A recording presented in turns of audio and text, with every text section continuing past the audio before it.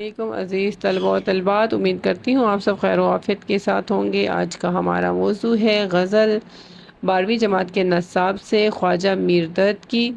خواجہ میر درد بہت بڑے صوفی شاعر تھے۔ وہ میر تقی کے ہم اثر تھے اور ان کا کلام درد، سادگی، تصوف کی جھلک لیے ہوئے ہیں۔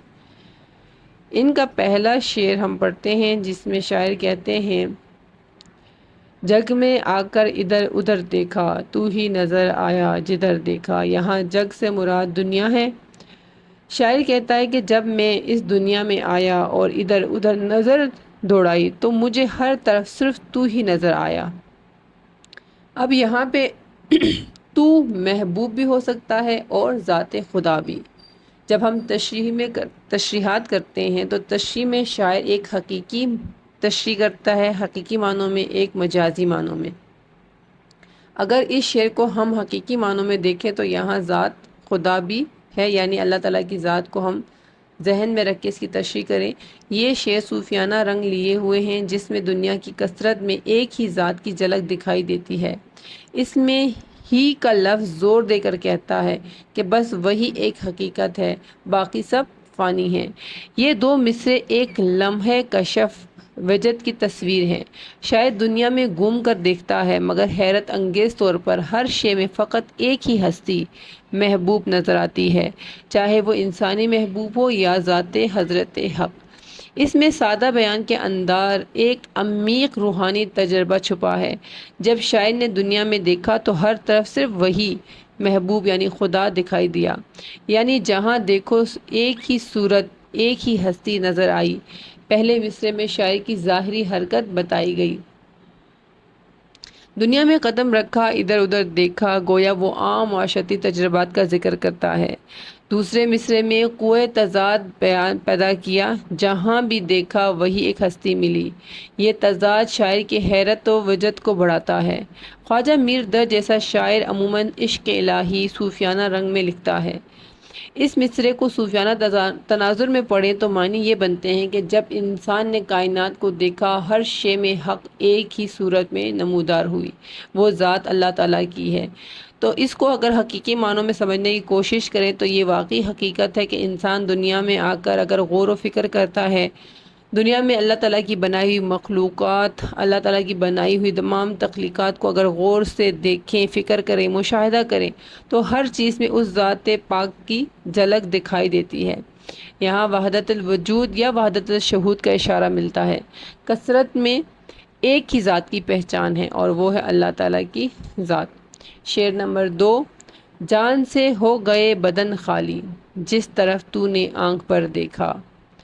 اب اس میں شاعر کہتے ہیں: محبوب کی ایک بھرپور نظر نے میرا وجود یوں خالی کر دیا جیسے میری جان جسم سے نکل گئی۔ جہاں بھی اس نے دیکھا وہاں میں مر جانے جیسی کیفیت محسوس کرتا رہا۔ خواجہ میر درد کے اس شعر میں محبوب کی نظر کے اثر کو بیان کیا گیا ہے کہ محبوب کی جو نظر ہے، اس کو دیکھنے کا جو انداز تھا، اس میں کیا اس کے تاثرات ہے اور اس کا اثر شاعر کے اوپر کیا ہے۔ شاعر کہتا ہے جب بھی محبوب نے اپنے بھرپور اور گہری نگاہ کسی طرف ڈالی تو اس کے اثر سے عاشق کا وجود خالی ہو گیا، گویا جان جسم سے نکل گئی۔ یہاں بدن خالی کا مطلب یہ نہیں کہ واقعی موت واقع ہو گئی ہے، بلکہ اس سے مراد عشق کی وہ شدت کیفیت ہے جس میں عاشق اپنے آپ کو بے جان اور بے بس محسوس کرتا ہے۔ آنکھ بھر دیکھنا محبوب کی پوری توجہ اور گہری نظر کو ظاہر کرتا ہے، جو عاشق کے دل پر بجلی کی طرح گرتی ہے اور اس کی ساری توانائی ختم کر دیتی ہے۔ اس شعر میں عاشق کی بے بسی، محبوب کی طاقتور نظر اور عشق کی شدت کو نہایت خوبصورت انداز میں پیش کیا گیا ہے۔ حوالہ جات میں نے یہاں شعر ڈالا ہے: ان لبوں نے نہ کی مسیحائی، ہم نے سو طرح سے مر دیکھا۔ یہ مصرع محبوب کی نگاہ کی طاقت اور عاشق کی بے بسی کا اظہار کرتا ہے۔ شاعر کہتا ہے کہ محبوب جہاں بھی پوری نگاہ ڈالتا ہے وہیں میرا وجود بے جان ہو کر جسم چھوڑ دیتا ہے۔ یہاں بدن خالی مبالغاتی انداز میں اس جذباتی اور روحانی خالی پن یا فنا کو بتاتا ہے جو محبوب کی نظر کے نتیجے میں پیدا ہوئی۔ یہ مطالعہ نہ صرف رومانی عشق بلکہ صوفیانہ فنا کی کیفیت بھی بتاتا ہے۔ شعر نمبر 3 دیکھیے، نالہ فریاد آہو زاری، آپ سے ہو سکا سو کر دیکھا۔ خواجہ میر دت اس شعر میں عاشق کی انتہائی بے بسی اور ناتوانی کو اجاگر کرتے ہیں۔ شاعر بیان کرتا ہے کہ جب وہ اپنے محبوب کے سامنے آیا تو اس کے اختیار میں کچھ نہ تھا۔ عشق کی کیفیت نے اسے اس قدر مغلوب کر دیا کہ وہ کوئی پر اثر بات نہ کر سکا، نہ ہی اپنی حالت کو کسی دلیل یا وضاحت سے بیان کر پایا۔ خواجہ میر دت کے اس شعر میں عاشق کی بے بسی اور بے اختیاری کو بیان کیا گیا ہے۔ شاعر کہتا ہے کہ جب وہ محبوب کے حضور پہنچا تو اس کے پاس اپنی کیفیت بیان کرنے کا کوئی طریقہ نہ تھا۔ وہ نہ کوئی دلیل دے سکا اور نہ ہی اپنی حالت کو الفاظ میں پوری طرح ادا کر سکا۔ جو کچھ اس کے بس میں تھا وہ یہی تھا کہ آہیں بڑھتا رہے، نالہ و فریاد کرتا رہے اور زاراری اور التجا کے ذریعے اپنے دل کا حال سناتا رہے، آہوزاری اور التجا کے ذریعے۔ گویا عاشق کے لیے اظہار محبت کا سب سے بڑا وسیلہ اس کی سسکیاں، آہیں اور رونے کی آوازیں ہی بن گئی۔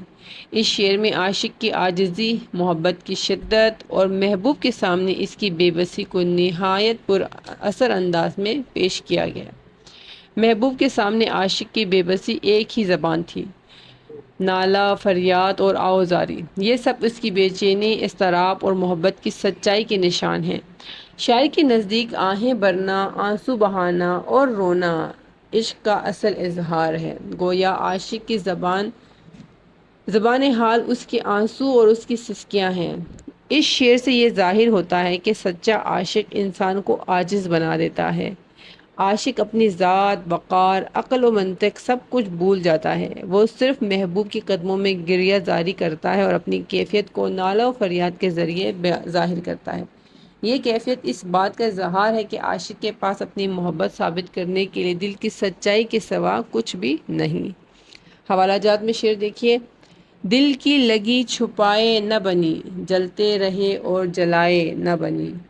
امید کرتی ہوں کہ یہاں تک کے جو اشعار ہیں اس کی تشریح آپ کو اچھی طرح سمجھ آئی ہوگی۔ اگلی ویڈیو تک کے لیے اپنا خیال رکھیے۔ اللہ حافظ۔